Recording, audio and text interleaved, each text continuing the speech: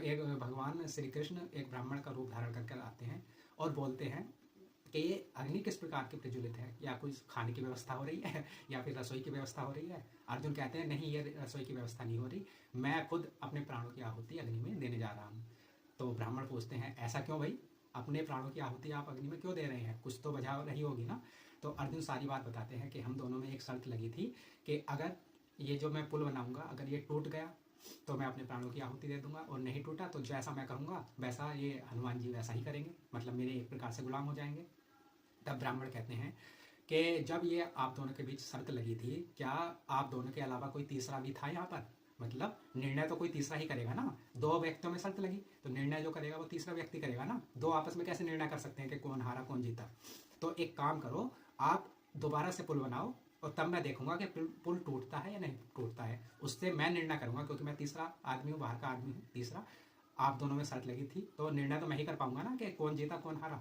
इस बात पर अर्जुन सहमत हो जाता है और फिर भगवान श्री कृष्ण का नाम लेकर फिर पुल बनाता है, क्योंकि भगवान तो अपने भक्तों की हमेशा सहायता करते हैं, हमेशा उनके वचनों का मान रखते हैं। तो इस बार जब अर्जुन ने पुल बनाया और हनुमान जी से कहा कि आप चलकर देखिए कि पुल टूटता है नहीं टूटता है, तो जैसे ही हनुमान जी पुल पर चले और चलते रहे, पुल का कुछ नहीं हुआ।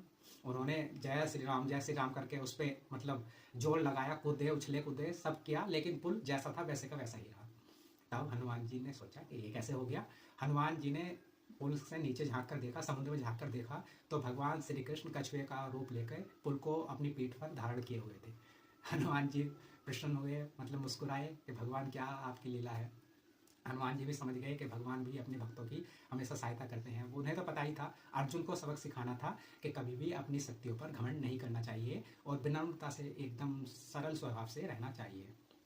तो इस प्रकार अब क्योंकि पुल नहीं टूटा तो अब शर्त वो थी कि भाई अगर पुल नहीं टूटेगा तो हनुमान जी जैसा अर्जुन जी कहेंगे वैसा करेंगे। तो अब क्या हुआ, अब होता है कि अर्जुन कहते हैं कि अब आपको मेरे कहे अनुसार जैसा मैं कहूँगा वैसा करना पड़ेगा। तो हनुमान जी कहते हैं बिल्कुल, आप जैसा कहोगे मैं वैसा करूँगा।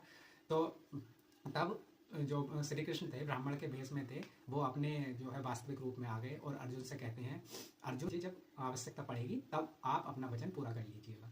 तो जब महाभारत का युद्ध हुआ था तो भगवान श्री हनुमान जी अर्जुन के रथ पर एक ध्वजा बनकर, जो रथ पे ध्वजा होती है ना, उसके रूप में विराजमान थे। तो जब वो युद्ध हुआ, महाभारत का युद्ध हुआ, तो हनुमान जी अर्जुन के रथ पर विराजमान थे, जिससे अर्जुन की विजय हुई या फिर पांडवों की विजय हुई। तो इस प्रकार हमें कभी भी अपनी शक्तियों पर घमंड नहीं करना चाहिए, हमेशा सरल स्वभाव से रहना चाहिए और भगवान का नाम लेते रहना चाहिए। जय श्री राम, जय जय श्री राम।